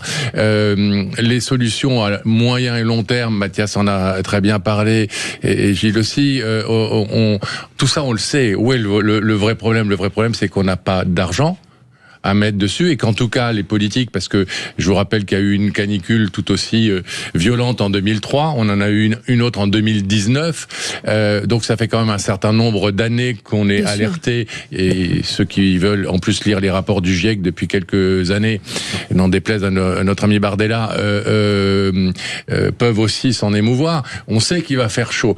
Donc, le sujet, c'est quelles sont les politiques? Il n'y en a que pour 3 mois, on ne va pas investir pour 3 mois, c'est un peu ce que dit la SNCF. Alors de quel droit aujourd'hui Marine Le Pen vient proposer un grand plan climatisation? J'en sais rien. Où sont les programmes des politiques depuis 20 ans qui prévoient effectivement des rénovations des écoles, des végétalisations vraiment importantes de nos rues, etc. Nulle part. Donc qu'on arrête d'abord d'en faire un sujet politicien. S'il vous plaît, parce que c'est honteux. Deuxièmement, oui, il fait très chaud, on n'a pas les moyens, donc il faut s'adapter avec du bon sens, et peut-être parler d'autres choses, parce qu'il y a quand même des gens qui meurent par dizaines de milliers dans d'autres pays, des dirigeants qui foutent le bordel à grande échelle sur notre planète, et que là on se regarde un peu le nombril, il fait chaud, il va y avoir certainement des morts, on sait pas ça, on sait pas, on n'a pas les moyens de prendre les mesures qu'il faut. J'interpelle notre élu en face pour qu'il me demande s'il n'est pas d'accord avec moi. Mais voilà, donc résignons-nous à ce qu'on sait faire. Où sont les vraies priorités dans notre pays? Chaque fois qu'on a un dossier, une crise, ça devient la priorité du moment. C'est les violences sexuelles et conjugales pendant une semaine. Ensuite, c'est la canicule. Le narcotrafic. Après, c'est le narcotrafic, etc., l'insécurité, l'immigration. Chaque semaine, on a une crise différente. Des médias, quoi. Et voilà, et un parti politique, voire tous, qui demandent des grands plans, machin. Et du pouvoir. Quelles sont oui, et du pouvoir, bien sûr. Quelles sont nos vraies priorités? C'est ça, la politique, c'est définir des priorités et prévoir. Absolument. Et pas sauter comme un cabri. 100% ce que tu dis. En fait, je pense que les politiques sont encore, ceux qui nous gouvernent sont marqués par ce qui s'est passé en 2003. Espèce de syndrome de 2003, où il y a eu plus de 15 000 morts pendant le mois d'août 2003, et puis la démission à l'époque du ministre de la Santé. Et je pense que les politiques sont tous dans ce principe de précaution. Parce qu'on vit dans une société qui met en exergue le principe de précaution. Et alors que parfois, il faudrait mieux peut-être aussi, ou à côté, valoriser le principe de responsabilité. Exactement. Je pense que précaution, responsabilité ne sont pas antinomiques. Mais on ne peut pas baser toutes nos politiques publiques. Oui, enfin, ils sont à leur 4e réunion interministérielle, où quand ils sortent de la réunion, il n'y a pas grand-chose, ils nous annoncent un numéro vert. Que va dire Macron ce soir, quoi? Il fait chaud, qu'il faut un plan canicule. L'événement, c'est qu'il parle, c'est pas ce qu'il va dire. Oui. Ce qui est signifiant, c'est que la semaine dernière. Non, mais c'est que le président prenne la parole sur ce sujet ce soir. Ouais. C'est ça l'information, parce que ne vous attendez pas à d'autres révélations ce soir. Mais l'important, c'est qu'il décide lui-même de faire de la communication sur le sujet. Oui, Mathias Leboeuf. Comme le dit Pascal, on n'a pas les moyens, mais on n'a pas la vision non plus. C'est-à-dire qu'on n'a ni moyens ni vision. Et on est en train de parler de la clim et du plan clim ou pas plan clim, mais comme le disait votre auditeur tout à l'heure, Joseph, on est tellement à la ramasse que même sur des ventilos et des brumisateurs, moi j'ai des tas de copains qui sont enseignants, ils n'ont même pas ça.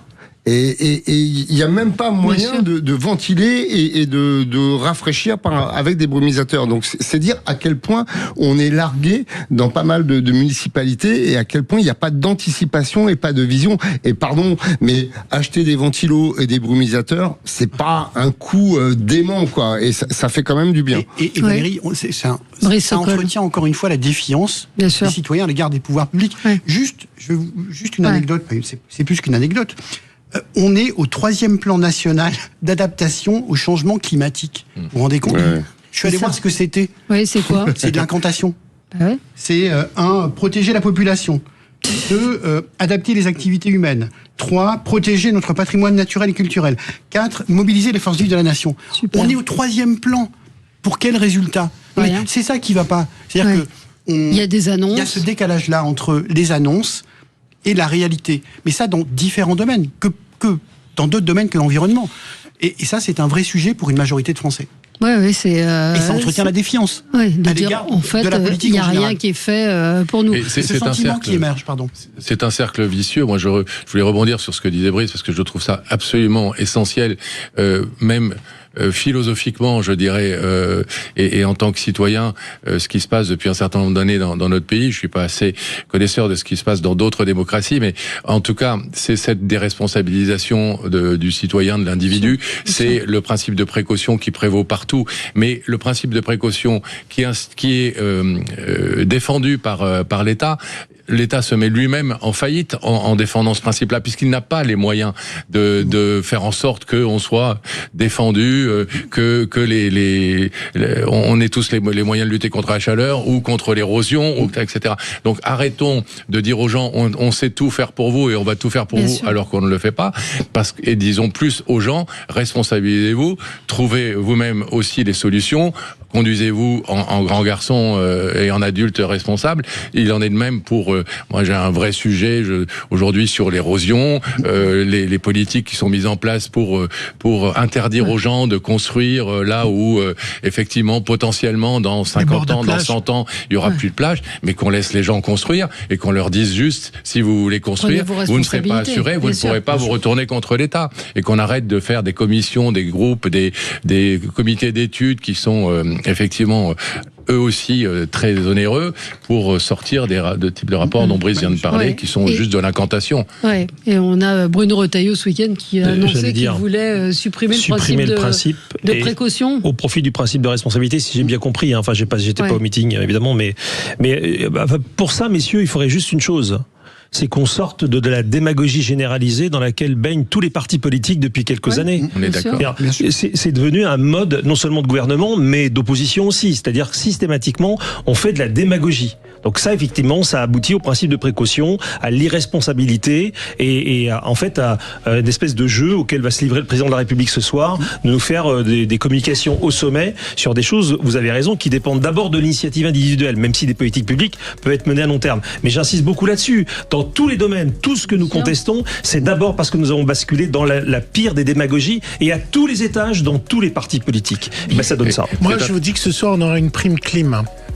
Non, vous verrez. C'est bien possible. Avec l'argent qu'on n'a pas, c'est facile. D'un mot très court pour rebondir sur ce que dit Gilles sur l'initiative individuelle. J'ai fait il y a quelques années sur LCI une émission qui s'appelait Utile.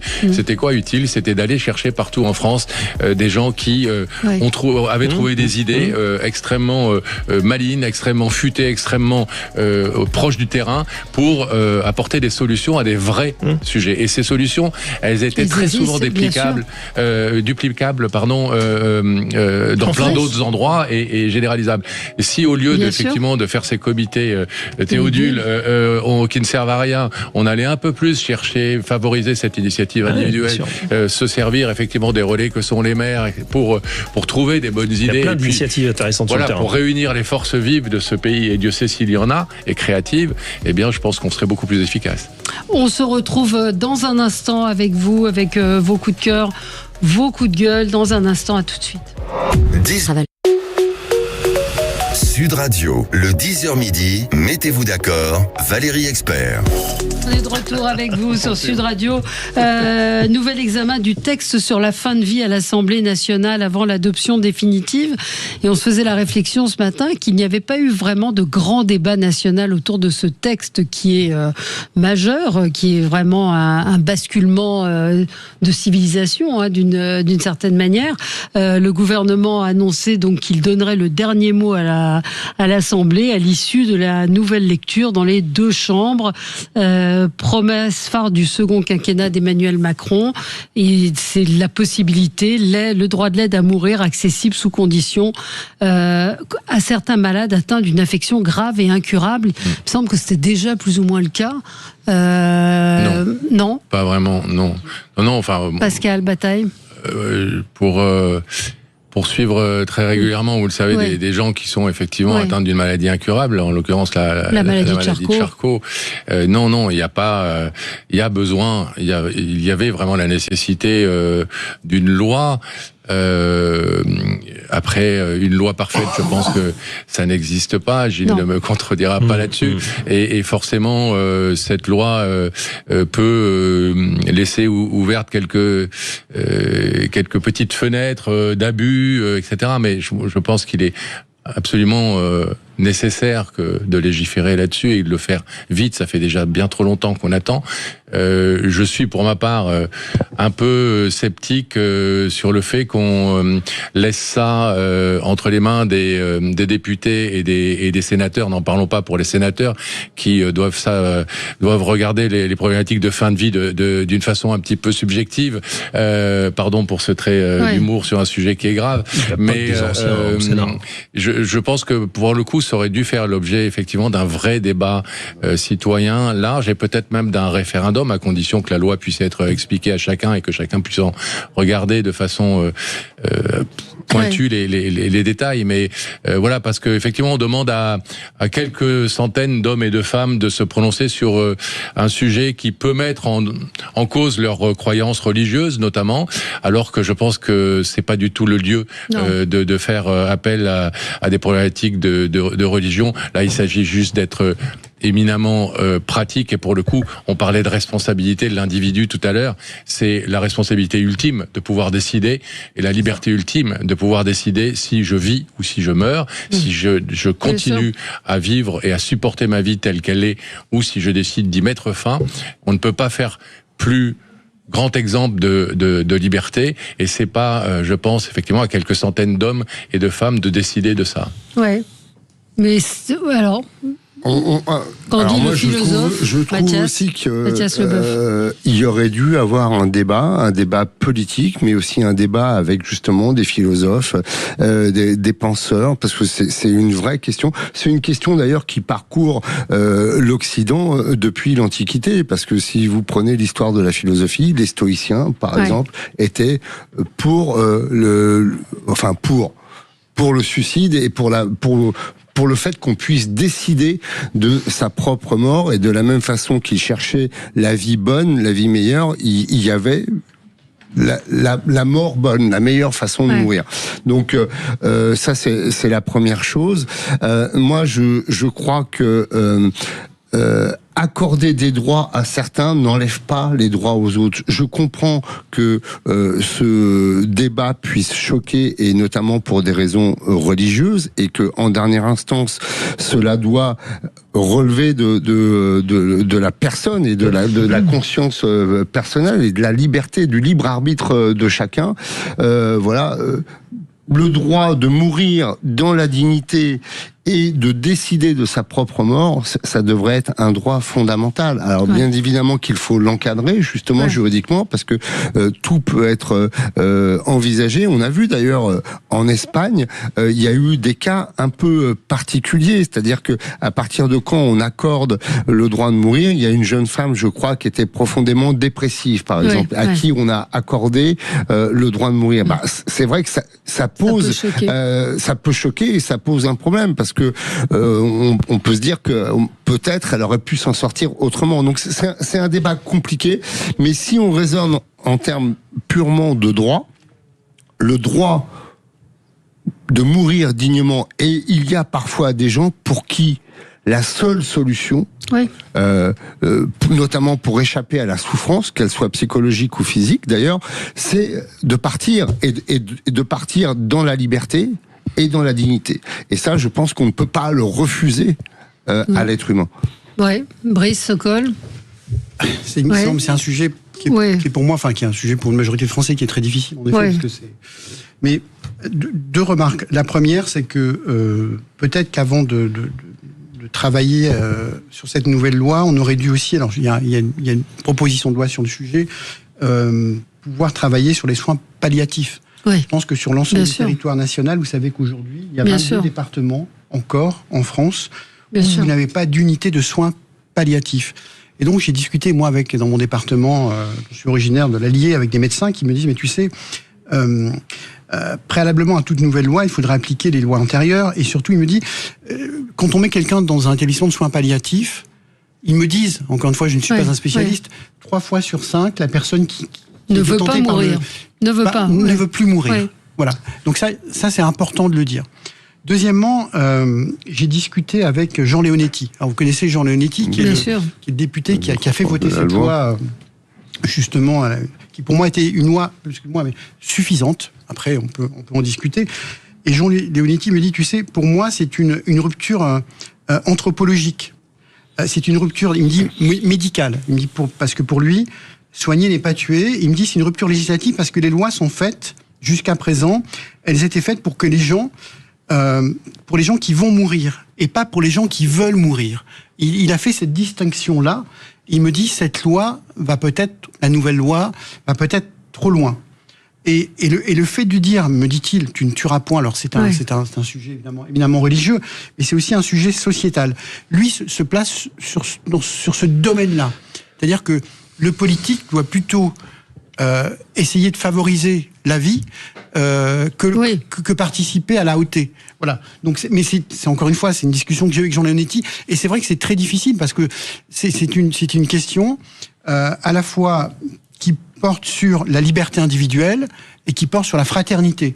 Et il faut trouver un juste équilibre, ce qui est extrêmement difficile. Mais voter une loi peut-être un peu en catimini comme ça au Parlement, dans un Parlement qui est aujourd'hui extrêmement éclaté, extrêmement divisé, pas forcément toujours représentatif, ça aurait peut-être mérité un débat plus profond avec l'ensemble des Français. Oui. Il y a plusieurs niveaux d'analyse sur ce grave sujet. Et je crois que c'est un des plus graves sujets qui se puisse trouver dans tous les sujets dont nous avons à débattre. D'abord, Jean Leonetti a totalement raison. La loi n'a pas été jusqu'au bout des possibilités. Non. Et vous avez rappelé tout à l'heure une donnée fondamentale. C'est une personne qui est admise en soins palliatifs. En fait, on a une petite statistique sur le sujet. 3% des personnes qui sont admises en soins palliatifs veulent mourir le premier jour. Et une semaine plus tard, elles sont plus que 0,03%. 0,003%. Donc c'est pratiquement le fait d'amoindrir, d'accompagner la souffrance recule déjà la volonté de mourir. Et en fait, j'ai écouté, c'est intéressant parce que notre plateau finalement est assez divisé, mais c'est bien parce que c'est le reflet de la société française. Tout est basé sur la notion de volonté. Comment est-ce qu'on éprouve la volonté de mourir de quelqu'un ? C'est ça fondamental, parce que si quelqu'un veut mourir, vous avez raison de parler de liberté à ce moment-là, il faut respecter sa liberté.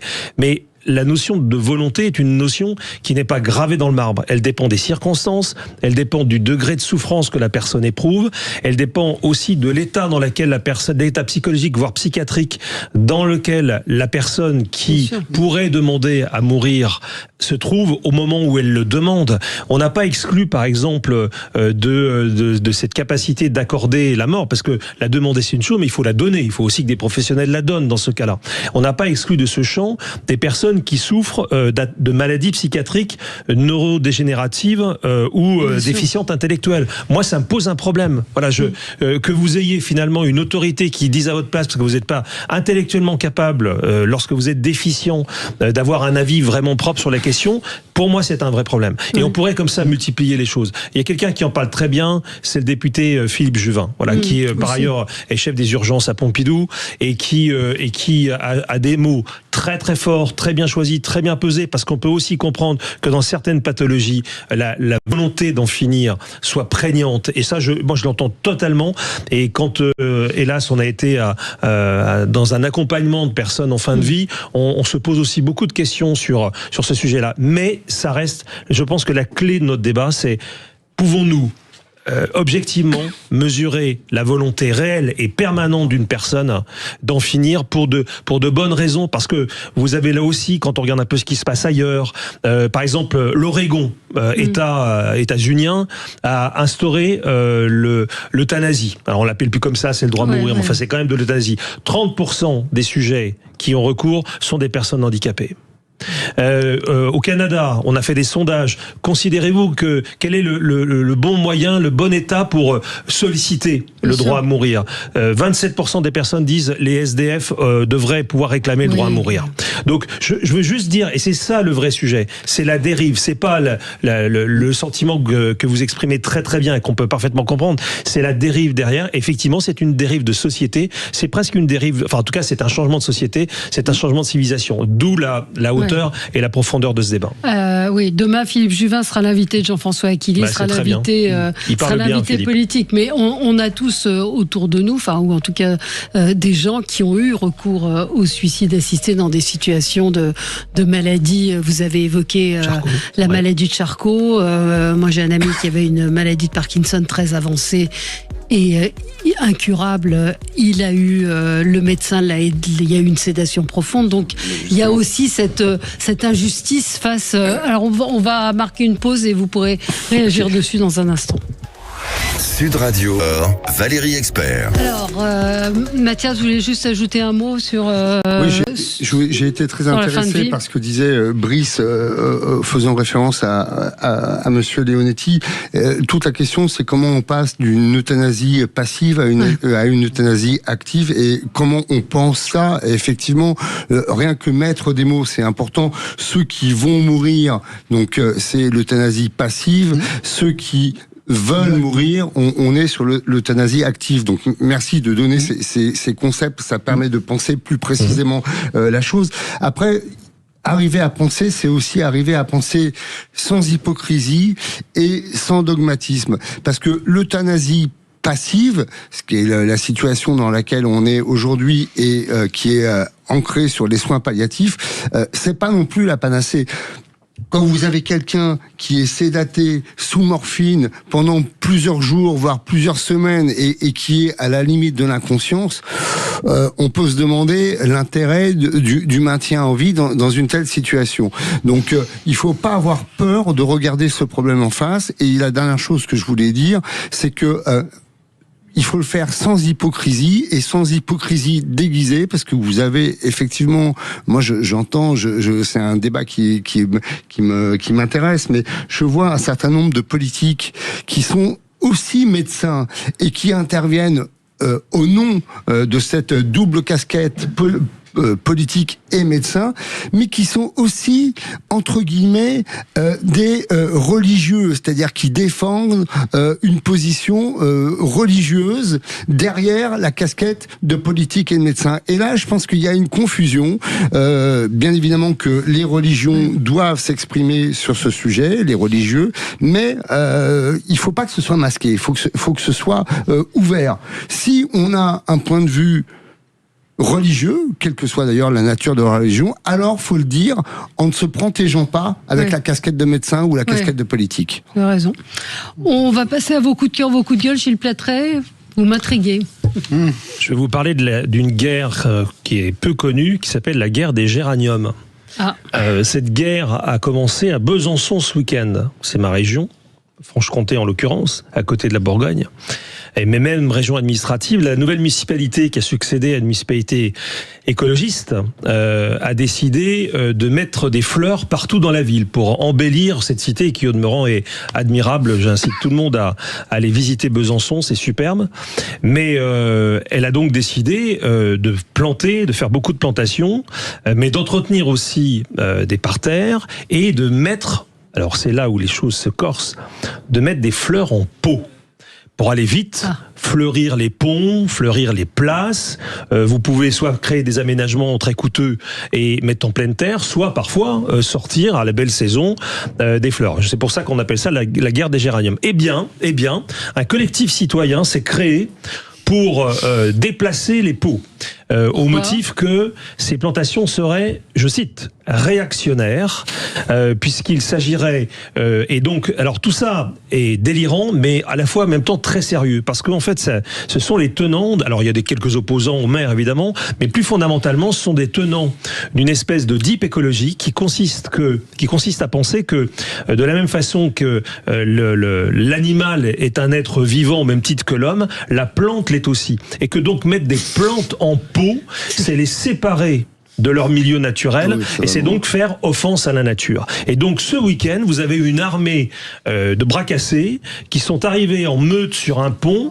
La police municipale y a mis bon ordre très vite pour se saisir d'un certain nombre de pots et les déplacer en gros pour semer le désordre, pour contrecarrer la volonté d'embellissement de la ville, de la nouvelle municipalité. Alors, encore une fois, ça nous fait soupirer parce que ça paraît délirant, mais c'est un courant qui existe aujourd'hui. Vous avez dans l'ultra-gauche des courants totalement délirants qui, et c'est ça la nouveauté, sont en train de passer à l'action. C'est-à-dire, c'est pas simplement des échanges sur des forums, il y en a plein, mais c'est simplement des actions. Alors là, il n'y a pas mort d'homme, on a déplacé des pots de fleurs. Même si ça paraît complètement hallucinant, et même si la mairie a raison de vouloir fleurir cette ville qui l'était plus depuis longtemps. Mais derrière tout ça, vous avez des actions qui sont en train de se mettre en place. Et quand vous avez des individus qui sont plus motivés que les autres ou plus délirants que les autres, vous avez des actions contre les personnes. C'est déjà arrivé. Contre les biens, ça c'est sûr. Contre les personnes aussi. Donc voilà l'état de la société dans laquelle nous sommes. Donc moi j'encourage évidemment la mairie de Besançon à continuer à fleurir cette belle ville. Elle a bien raison. Et puis la police municipale s'occupe des anarchistes anti-fleurs en pot. On est chez les fous, non? C'est un joli rappel de ce dont on parlait tout à l'heure en parlant de la canicule et des façons de lutter. Effectivement, essayons de mettre moins de pots et de faire de plus en plus de pleine terre. Ça participera aussi de la lutte contre le réchauffement. Il faut quand même pas avoir grand-chose d'autre à foutre que de dénoncer l'esclavagisme floral du géranium. En pot, c'est quand même. Si. Pour eux, c'est leur vie. Pour eux, c'est leur vie. Une amie m'a raconté une anecdote d'amis à elle qui ont une maison en Normandie, pas très loin, enfin assez proche de la mer. Et il y a un collectif qui s'est manifesté pour expliquer que qui ne protégeait pas suffisamment le littoral d'un risque d'effondrement, et puis que ça empêchait certaines fleurs de pousser. Donc on les a enjoints à mettre des barrières pour protéger l'affaissement de la dune au bord de laquelle est leur maison. Et bien que croyez-vous qu'il advint? Un autre collectif a protesté contre ces barrières en expliquant que c'était une plage privée et que donc ils attaquaient. Donc on arrive, et c'est des ça collectifs. Grouille sur le terrain. Enfin, c'est ça la leçon, Valérie. C'est que quand on regarde les choses avec un microscope, parce que ça nous paraît un épiphénomène, mais quand vous regardez ça à l'échelle de toute la France, vous voyez le bouillonnement idéologique, alors qu'on peut trouver complètement délirant bien sûr, mais qui de plus en plus est en train de passer à l'action directe. Je vous ai souvent parlé de sabotage ici d'ailleurs. Ça peut aller jusque-là, on en a encore eu récemment, et là c'est du sabotage. Alors certes, c'est contre des pots de fleurs, mais demain ça peut être contre des installations électriques, contre des lignes d'alimentation du réseau ferroviaire, contre des usines d'armement, contre une usine de béton il y a quelques semaines. Donc on est vraiment dans un passage à l'action directe de l'ultra-gauche dans ce pays, et tous les moyens sont bons. Ce n'est pas non plus l'apanage de l'ultra-gauche. Ça ne date pas d'hier que les mouvements anti-avortement vont faire parfois des sabotages, des saccages dans des cliniques qui pratiquent l'avortement, etc. Peut-être, alors je sais pas, peut-être aux États-Unis, peut-être plus qu'en France maintenant, mais il y a eu aussi. Ouais. Alors, Mathias, vous vouliez revenir rapidement sur un sujet. Un coup de gueule dont je ne décolère pas depuis mercredi dernier, c'est sur ce qu'on appelle les hubs de retour, puisque le Parlement européen a validé mercredi 17 juin la création de ce qu'on appelle pudiquement les hubs de retour. Les hubs de retour, c'est quoi ? C'est tout simplement des centres, pour ne pas dire des camps de rétention de migrants hors des frontières de l'Union, dans des pays donc extra-communautaires, ça peut être le Rwanda, l'Ouganda, l'Ouzbékistan, qui vont être payés par l'Europe pour accueillir des migrants. Je trouve ça scandaleux. Je trouve que ces hubs de retour sont les hubs de la honte. Pourquoi ? Parce que l'Union européenne, qui se veut porteuse d'un certain nombre de droits et de valeurs, agit un peu à la manière de Ponce Pilate, en se lavant les mains et en repoussant dans des zones qui n'obéissent pas justement aux droits communautaires, qui ne relèvent pas d'une juridiction communautaire, pour se débarrasser en fait d'un problème sur lequel elle ne veut pas trancher. Qu'est-ce qu'on en fait Qu'est-ce qu'on en fait ? Il vous a pas échappé que je n'étais qu'un journaliste et que je ne suis pas responsable politique. Donc qu'est-ce qu'on en fait ? Mais vous pouvez pas critiquer en disant il propose une solution qui est certes je trouve ça lamentable. Alors Gilles, qui est très engagé sur le sujet, politique, que ce soit une politique de régulation ou une politique de retour, très bien. Mais au moins on ne se cache pas derrière son petit doigt en externalisant le problème et en se défaussant à la façon de Ponce Pilate sur des pays qui sont des pays pauvres et qu'on va payer et qui vont se démerder avec ces gens-là. Gilles, juste une chose, un autre point de vue, hors du droit, c'est souvent des pays où les droits de l'homme sont pas entièrement respecté, donc ça revient à dire démerdez-vous et nous on s'en fout. Rapidement. Alors je partage évidemment pas du tout votre point de vue. Je pense que moi j'ai pas honte, si j'avais été député européen, j'aurais voté ce texte. Non. C'est bien la première fois que le Parlement fait un peu preuve d'indépendance par rapport à une idéologie européenne qui est une idéologie de porte ouverte constante, qui ne tient pas compte des évolutions. Il faut évidemment bien traiter les gens quand on doit traiter un dossier personnel, mais derrière tout ça, à force d'accueillir sans regarder et finalement de ne jamais pouvoir expulser des personnes qui n'ont pas le droit, qui n'auraient théoriquement pas le droit de rester, on est en train, et j'insiste juste là-dessus parce que je sais que vous en êtes un défenseur et moi aussi, on est en train de dévoyer complètement le droit d'asile. Le droit d'asile est totalement détourné aujourd'hui. On accueille au nom du droit d'asile des personnes qui en abusent et finalement des personnes qui un jour en auront besoin parce qu'on aura usé la corde jusqu'à ce qu'elles cassent, finalement se verront fermer les portes. Moi je préfère qu'on ferme les portes avant et puis qu'on sélectionne les personnes qui vraiment en ont besoin, plutôt que de laisser rentrer tout le monde qu'on n'expulsera jamais, parce que vous savez très bien qu'à 90% ils vont rester là même s'ils n'y ont pas droit. J'entends ce que vous dites, mais on ne peut pas défendre le droit d'asile en dévoyant les droits de l'homme. Ce n'est pas possible. Et là, je pense pas que les droits de l'homme soient dévoyés. La preuve d'ailleurs, c'est que le défenseur des droits humains à l'ONU s'est alarmé de cette décision. Alors on va dire l'ONU aujourd'hui, bien évidemment, c'est un repère de gauchistes. L'ONU qui donne la commission de défense des droits des femmes à un Iranien. Oui, effectivement, on a quelques sujets quand même avec l'ONU. On n'a pas le temps de débattre, hélas, mais en tout cas, on a entendu vos deux points de vue. Tout sera réglé quand Bali Bagayoko sera président de la République. Il a déclaré qu'il ouvrirait la France à tous les sans-papiers. Voilà. Donc nous pourrons fera la Marseillaise. Et maintenant, c'est pas comme parce que nous irons au Groenland, où on a besoin de bras et où il fera meilleur. Donc le problème climatique. Qu'on régule l'immigration et que éventuellement qu'on restreigne les flux. Pourquoi pas ?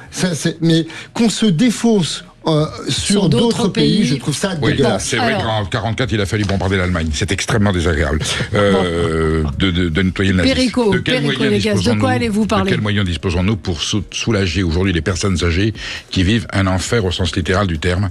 Je verrai ça avec le secrétaire général des Petits Frères des Pauvres.